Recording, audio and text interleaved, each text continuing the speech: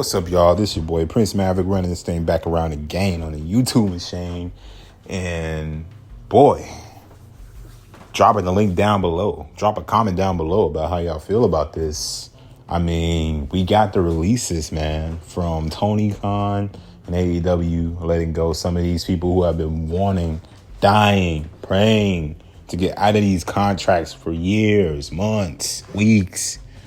Bro, Malachi Black, Miro, Ricky Starks all released in the same breath. They can have at it. They're free to work either SmackDown or Raw or NXT as early as tomorrow. There's no penalties held against them. There's nothing holding them back. There's no contract clauses or anything like that. They're just free now, and they're able to be dispersed wherever they want to be. And I got to be honest with y'all, man. This is huge. This is huge. You know, for me, I was thinking about separate feuds for every last one of them. Y'all let me know what y'all thinking. Personally, for Malachi Black, I was thinking with him coming back to WWE, the first person he needs to attack and start a feud with is Seth Rollins. Seth is the one that took him out.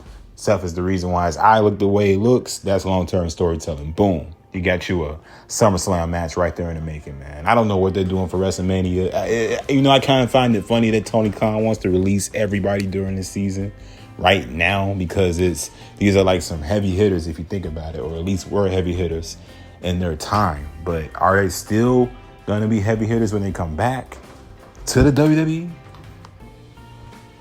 I don't know. I really don't know. That's the question that I have in the air, because let's be honest, he's held their contracts for such a long period of time. He's held them for such a long time that they've been wanting to leave. He's held them for so long. Are people going to still have that same level of care for these type of characters? You know what I mean? For these type of people like a Miro or Malachi Black, are they going to get the same reaction? I guess that's all stuff that we'll wait to see. We have to find out and see. But just overall, this is huge. I'm attacking Seth Rollins if I'm Malachi Black. Coming back with the name Aleister Black. Whatever they want to do. If he keeps Malachi Black name, fuck it. Who cares? I'm having him attack Seth Rollins first because that makes the most sense. Miro, I don't know what we do with Miro. I mean, can Miro still go? I know he's had a lot of health issues and stuff, but can Miro still go? Who knows? And then, of course, Ricky Starks.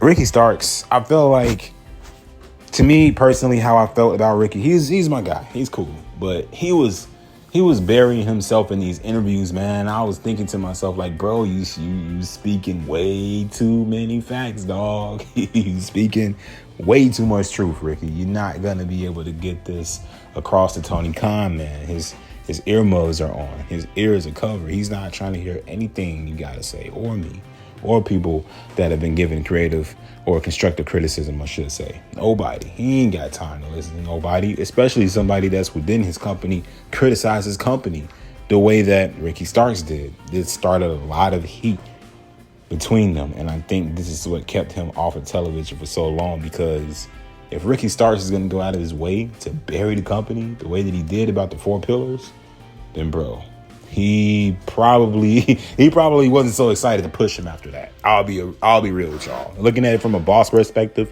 not saying that was the right thing to do, but from a pure pettiness perspective, I think that's exactly what happened. And I think that's why Ricky Starks got punished and he wasn't on TV for all these months. It's been down there 2 years, a year and a half. What a fucking shame. This guy should have been released the minute he requested it, which was like, a month or two ago?